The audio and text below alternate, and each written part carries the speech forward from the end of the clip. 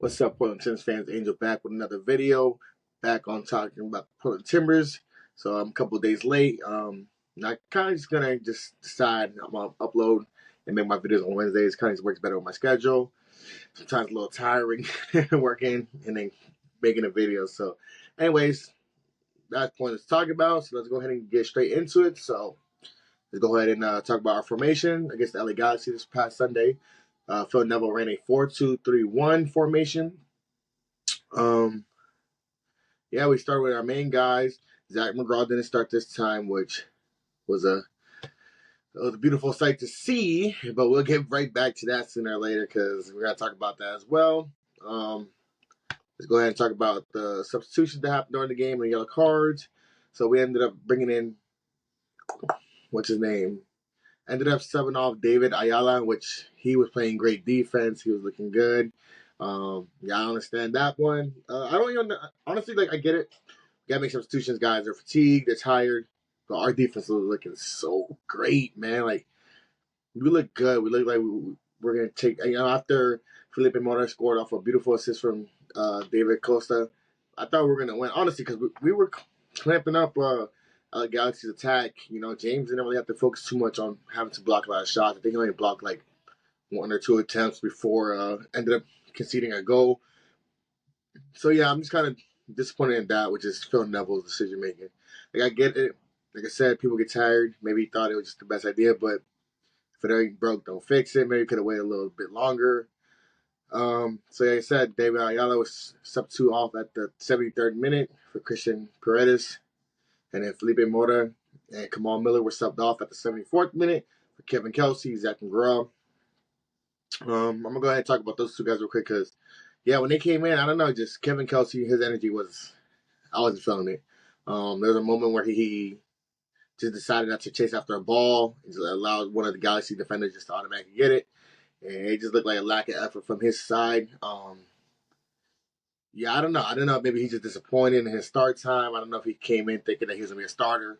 I don't know who. I really don't see who he's gonna start over. Definitely not starting over Felipe Mora. That's not happening because he's been here for a while. He just scored. He obviously still had the talent. When Jonathan Rodriguez comes back from injury, which we don't know the timetable for that, I don't see him starting over Jonathan Rodriguez. So I don't really see him starting over anybody. I don't know if he's just being mad about that. Whatever, I don't know. And then Zach McGraw. Zach McGraw has literally irritated me this whole season so far. These 4 games, I don't know. He's just not. I don't even know why we signed it. I don't understand the extension either. I'm not going to get disrespectful. At the end of the day, he's a human being as well. But, yeah, I don't understand the extension because the way he's playing right now, he's playing horrible. Like I said, our defense was clamping up. We were good. As soon as he gets onto the field, maybe a couple minutes later, they literally score on him. He gets beat by the defender easily and then allows a goal to be – not allows. He's not the goalie, but – and so, yeah, he's made James's job a lot harder. Like I said, James, they don't even have to deal with the attack that often. He only had like 1 or 2 shots blocked before that. Ended up conceding a goal by Christian Ramirez at the 81st minute. So like I said, yeah, a couple minutes later, so 7 minutes later. So I don't know. Like I said, we went 74 minutes 74 minutes while being scored on. And then yeah, when he comes on, 7 minutes later, scores. Another decision I didn't understand either was Ariel Lassiter coming in for David Costa. You guys say, oh, it's our new number 10. Da, da, da. They're trying to promote this guy so bad. And he looks great. He's looking good. It looks perfect, like a perfect match for the team. I'm loving it. I'm loving his play. But why are you taking out possibly your best player right now? And then you bring in, Ariel Lassiter, he looked good. He was trying. Definitely saw the energy, saw him trying to get to the ball. It's just Kevin Kelsey out there for his energy. Another decision that I kind of agree with Phil Neville is not playing, what's his name, Joao Ortiz. Ortiz has been struggling a lot the last 3 matches, so just seeing him not start kind of just shows that Phil Neville just decided to finally just make that decision. Probably was just trying to make it work because, they ended up deciding him thinking that he was going to come in and help the team. That's okay, though. Just maybe a couple more weeks on the bench, more practices, he'll get into a better groove. Let's talk about the yellow cards. Yellow card for our team. It's probably actually the best match we have with no yellow cards. Jimmer Forey was the only person that got a yellow card. I want to give Forey was, man, his defense was great. Clamping up. He had a really great game. He looked really good too. But yeah, I mean that's pretty much for substitutions. Let's go ahead and talk about player ratings for this recent match. So I don't know why it's showing like that. Wish I can zoom this out. Let's see. Sorry about that. We just go off of this. So our man of the match, based off of ratings and based off of the site I use is Who Scored. If you don't know who they are, it's just a little website. They track every match.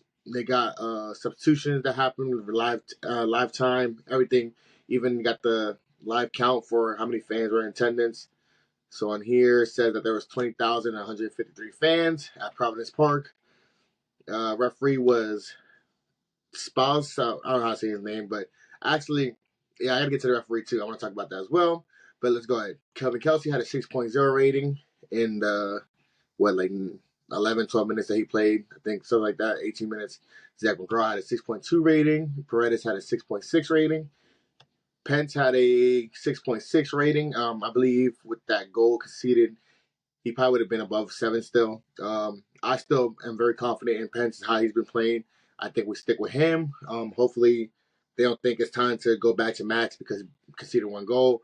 At the end of the day, he still has conceded less goals in 3 matches than Max has in 1. Forey had a 6.9 rating with yellow card.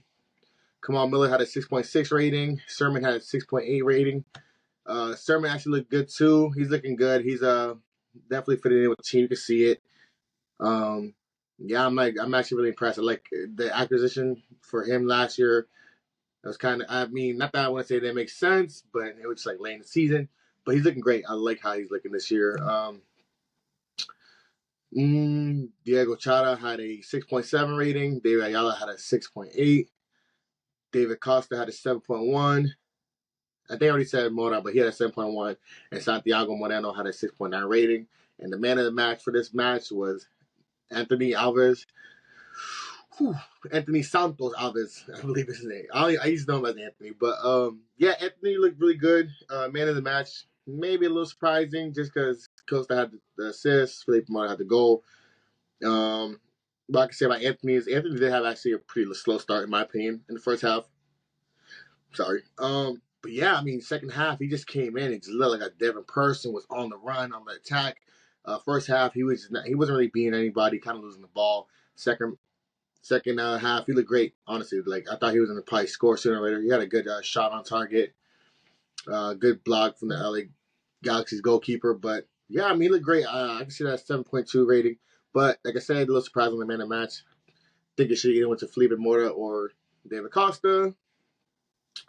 Okay, and then let's go ahead and talk about one other subject. So let's talk about the loss. Like I said before, I think this should have been a not guaranteed. Let me not say that. I actually ended up doubting the Timbers. I think my video last week I ended up saying that they'll probably lose 2-1 against the LA Galaxy, but I was wrong about that. We were pretty close to winning 1-0. We actually should have won the game, and I'm going to talk about that. So we ended up getting screwed over by a ref. Probably one of the more controversial calls for the week. Probably going to be one of the most controversial calls on the season. Clear penalty or should have been a free kick, but sorry, I got distracted. Anyways, yeah, should have been a free kick. Paredes was fouled right in the inside of the box. And what was kind of surprising, the ref didn't go to use the VAR. Nobody told him to go check that out. It was a clear penalty kick. We should have had that PK. I ended up watching the MLS video as well. They ended up talking about all the PKs and certain calls that should have been called back or should have been guaranteed, and they even agreed with themselves. So I don't know if there's any punishment for refs. At the end of the day, refs are humans. But to not even take the time to go check it out, it just what blows my mind. Like I said, very clear, very, very clear that it should have been a PK. Paredes was fouled. And I guess what Phil Neville was saying too was that the referee ended up telling Diego Chara that it should have been a PK, but because Ariel Lassiter took a shot, that's why he didn't give it to us, which makes no sense. I get like playing the whole advantage, but it's literally in the box. And I don't know that. I, yeah, I don't know what to say about that. You know, it just I can run in circles with it. Hopefully there is at least a fine for a referee. I feel like for some stuff like that, there should be fines. You know, players get fined for doing certain things. Players get kicked for a game if they get a red card. There should definitely be some punishments for the ref for certain calls like that. I feel like that should always be, like in the NBA, always review it. If it's something that's questionable, review it, review it, review it. It should always be reviewed. That's all I'm gonna say about that. Like I said, I can run in circles with it. Like I said before, next thing was Zach McGraw. I'm just not a fan of Zach McGraw. I'm kind of over him, and I'm kind of hoping to not see him play this next match against Colorado because he doesn't help. I get it, his height is probably his biggest plus, but I mean maybe he's just tall for nothing. No disrespect, guy makes more money than me. He's playing soccer, living life. Next thing is Phil Neville making bad substitutions. I've seen this for 2, 3 seasons now. I'm just kind of tired of Phil Neville as well. I mean, what more can we do with the guy? He just always with his quotes like, "That's my." I know he not did it, but it's just man, it's frustrating. He's seeing these videos. Always watch Timber's videos after games. Just we got to keep. If we lose, then we gonna get back up, and if we lose again, then we're gonna even get back even harder. It's like, no, man, we're trying to win. It's time to win. We have the pieces. Yes, we lost Evander, and yes, Jonathan Rodriguez is injured. That's 46 goals right there, just combined by those two, right? Contribution goals, but time to move forward and just get it done, man. We have the pieces to. I'm not saying we have the pieces to be champions. Who knows, But we definitely have the pieces to be a top 7, 6 team, man. Just man, it looked so great. Luckily, the West isn't looking that great either. West is I think most teams have 2 points except for like 3 teams, which is Vancouver. Vancouver's been killing it. LAFC and I believe Minnesota. Yeah, Minnesota. So everybody else is 2 points. We're still in a good spot, but we can't keep playing like this. If we keep playing like this for the rest of the season, we're gonna be horrible, and we're not gonna be no. We're probably gonna be at the bottom of the whole MLS, not just the West. Next up is the Colorado Rapids.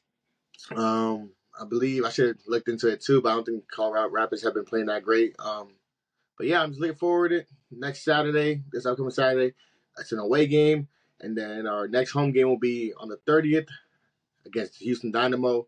So hopefully we see some improvement from the team and just some better coaching decisions. And yeah, that's all I can really say about that.